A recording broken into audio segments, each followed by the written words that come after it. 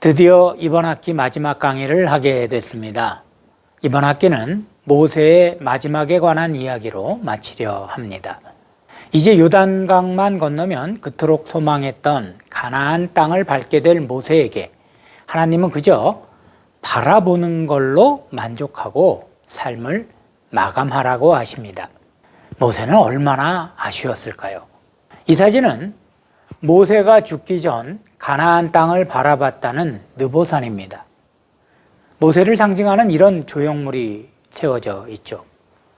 여기서 바라본 가나안 전경입니다. 지금은 요르단 영토인 이곳에서 바라보면 날이 좋을 땐 100km 정도 떨어진 지중해가 보일 정도로 조망이 좋은 곳이죠. 그렇다면 하나님은 도대체 무슨 이유로 그가 가나안 땅에 들어가는 걸 허락하지 않으시고 모세의 삶을 여기서 마치게 한 걸까요? 성경은 그 이유를 모세가 하나님 앞에서 보인 태도에서 찾습니다. 성경엔 모세가 반석을 쳐서 물이 나온 이야기가 2번 기록되어 있습니다. 첫 번째는 홍해를 건넌 후 시내산을 향해 가고 있을 때 르비딤이란 곳에서 백성이 마실 물이 없다고 원망하자 하나님이 모세에게 반석을 치라고 하셨고 반석에서 물이 솟아 이스라엘이 물을 마시게 된 일입니다. 두 번째는 가데스 바네아 근처에서 있었던 일로 역시 반석에서 물이 솟아나와 그들의 가람을 해결해 주었죠. 그래서 두 곳의 지명이 같습니다. 모두 무리바로 이스라엘이 하나님을 원망하고 시험했다는 의미에서 다투다란 뜻입니다. 이 두 무리바를 구분하기 위해서 두 번째 무리바를 가데스 무리바라고 부르죠. 그런데 바로 여기서 문제가 생겼습니다. 하나님은 모세에게 한 반석을 지시하시고 그 반석에게 명령하여 물이 나오게 하라고 하셨건만 당시 모세는 매우 진노한 상태였는지라 반석을 2번이나 내리치며 혈기를 부렸고 이것이 하나님께 당신의 거룩함을 훼손시킨 것으로 보여 결국 모세가 가나안 땅을 밟지 못한 걸로 성경은 기록하고 있습니다. 아니 이거 너무한 거 아닙니까? 그동안 고생한 게 얼만데 겨우 이 정도를 가지고 가나안 땅에 못 들어가게 하다니요. 하지만 뭔가 하나님의 숨은 의도가 있을 겁니다. 답은 잠시 미뤄두고 일단 이스라엘이 아라바 광야에서 빠져나와 요단 동편에 진을 치기까지의 과정을 먼저 살펴보겠습니다. 가데스에서 모세는 에돔 왕에게 사신을 보내 이스라엘이 에돔을 통과할 수 있게 해주길 요청했으나 단칼에 거절당하고 말았죠. 모세가 백성을 이끌고 아라바 광야를 따라 홍해길로 내려간 이유가 바로 이 때문인 것 같습니다. 모세는 일단 에시온 게벨에서 왕의 대로를 이용하려 했겠죠. 하지만 이 역시 실패한 듯합니다. 결국 모세는 에돔을 우회하여 가는 길을 택하게 되었으니 그게 지난 강의에서 말씀드린 아라바 광야의 동쪽 사면을 따라 올라가는 방법이었던 거죠. 신명기엔 그들이 에돔을 우회한 이유가 하나님께서 에돔과 다투지 말라고 하셨기 때문인데 에돔은 이스라엘의 동족이기 때문이요. 그들의 영토 세일을 하나님께서 이미 그들에게 주셨기 때문이라고 성경은 기록하였습니다. 아시다시피 에돔은 에서의 자손들로 에서는 이스라엘의 조상 야곱의 쌍둥이 형이죠. 같은 이유로 하나님께서는 모압과의 싸움도 허락하지 않으셨는데 모압 영토 역시 이미 롯에게 허락하셨기 때문이죠. 아브라함의 조카 롯은 일찍이 아버지를 여의고 큰 아버지인 아브라함을 따라 하란에서 가나안으로 들어왔는데 그에게서 암몬과 모압 두 족속이 나왔죠. 한편으로 이 두 족속은 참 매몰찬 것 같습니다. 같은 혈족지간인 이스라엘을 박대했으니 말이죠. 아무튼 요단 동편으론 남쪽엔 에돔이 그 위론 모압과 암몬이 각각 자리 잡고 왕의 대로 중 일부를 각기 차지하고 있었으나 누구도 이스라엘이 편하게 갈 수 있는 길, 즉 왕의 대로로 통과하는 걸 허락하지 않았습니다.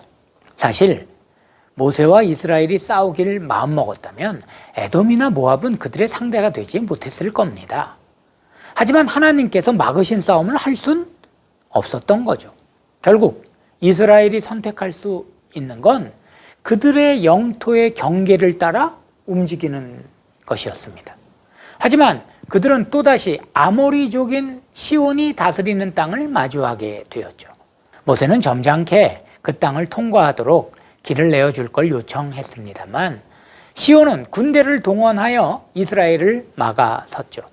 그러나 아모리족에게는 이스라엘이 동정이나 호의를 베풀 이유가 없었습니다. 이렇게 이스라엘은 아모리족의 도성 헤스본을 점령해 버렸고 이후 지금의 골란 고원인 바산 지역을 다스리던 바산왕 옥과 그의 군대도 차례로 점령해 버렸습니다. 이로써 이스라엘이 가나안으로 들어가기 위한 동쪽 교두보가 확보된 겁니다. 이에 모압 왕 발락은 덜컥 겁을 먹었죠. 당시 모압은 시온에게 밀려 아르논강까지 물러난 상황이었는데 이런 헤스본 왕 시온을 이스라엘이 단숨에 제압해 버렸기 때문입니다. 발락은 도무지 이스라엘을 자기 힘으로 이길 수 없다는 생각에 한 가지 꾀를 냅니다. 그게 그 유명한 선지자 발람을 불러 이스라엘을 저주하게 한 사건이죠. 결국 오히려 이스라엘을 축복하는 해프닝으로 끝났습니다만 이 일은 모압을 비롯한 주변 나라와 민족들이 이스라엘을 얼마나 두려워했는지를 단적으로 보여주는 예라 하겠습니다. 주변을 정리한 이스라엘은 드디어 요단강 건너 가나안 땅이 바라보이는 모압 평지로 집결하였습니다. 건너편 여리고의 푸른 종려나무들이 보이는 곳이죠. 고고학자들이 발굴한 바에 의하면 여리고는 주전 7세기경부터 이미 도시가 형성되었을 정도로 지리적으로 우수한 곳입니다. 요단강 서편에 넓고 비옥한 평원을 지키는 전략적인 용도뿐 아니라 왕의 대로로 통상되는 물품이 팔레스타인 지역으로 들어오기 위해서는 꼭 필요한 무역로이기도 했죠. 사실 여리고란 종려나무 성읍이란 뜻으로 여기서 종려나무란 대추야자를 뜻합니다. 지난 시간에 대추야자가 젖과 꿀이 흐르는 땅과 관련되어 있을 수 있다고 말씀드렸었죠. 그러니까 이 뜻대로라면 이스라엘은 드디어 젖과 꿀이 흐르는 땅을 눈앞에 둔 겁니다. 이제 요단강만 건너면 꿈에도 그리던 가나안 땅인 거죠. 사실 그들이 차지한 요단 동편도 살기엔 좋은 곳이었습니다. 갓과 르우벤 그리고 므낫세 중 몇 가문이 자기들은 그냥 여기 머물러 살겠다고 할 정도였으니 말이죠. 모세는 처음엔 그들의 이런 요청을 질책했으나 그들이 가나안 정복의 선두에 서겠다는 다짐을 받고 허락해 주었죠. 1967년 이집트, 요르단 그리고 시리아 등 세 나라와 전쟁을 벌여 6일 만에 승리를 거둔 일명 6일 전쟁에서 승리한 이스라엘이 당시 점령한 시나이 반도는 다시 이집트에 돌려주었으나 시리아 영토였던 골란 고원은 돌려주지 않은 이유가 바로 여기에 있다고 합니다. 원래 갓과 르우벤의 땅이었다는 거죠. 자, 그럼 이쯤에서 앞에서 했던 질문에 답해 봅시다. 모세는 왜 그 땅에 들어가지 못했을까요? 그가 단지 분노하여 여호와의 거룩하심을 가리웠기 때문일까요? 만약 그가 가나안 땅에 들어가는 게 그의 삶의 목적이었다면 그의 인생은 분명 실패한 인생일 겁니다. 그러나 누구도 모세를 실패한 인생이라 하지 않습니다. 어쩌면 이 문제는 우리의 신앙의 근본적 문제와 통해 있는 것일 겁니다. 바로 인생이 가진 한계를 인정하는 게 신앙의 시작이란 거 말이죠. 모세가 아무리 위대한 일을 행한 인물이었다 해도 그 역시 인생일 뿐이었습니다. 한계가 정해져 있고 하나님께서 그어놓으신 경계를 넘을 순 없죠. 이집트의 경계를 넘을 수는 있었으나 가나안의 경계를 넘는 건 그에게 허락된 일이 아니었습니다.